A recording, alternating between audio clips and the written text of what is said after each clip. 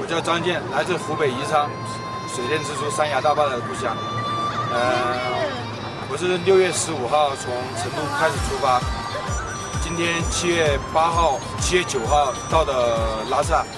，2150公里，用时25天。从08年开始吧，08年开始就有一种想法，想来拉萨，但是那个时候一直想着去坐火车，没想到上个月的时候自己冲动了一次，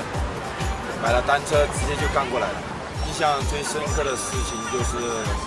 在那个波密到通麦的路上吧，就是我那个小队友，99年的18岁，出了车祸的那一次，然后我们大家当时一起有9个人嘛，当时就停下了路程，然后抓紧的救那个小队友吧。当时看上去真的挺严重的，就是我希望，不管是现在在骑318的，还是准备想骑318的，路上注意安全。觉得把这条线走完之后，好像还是值得的吧。就是今天在那个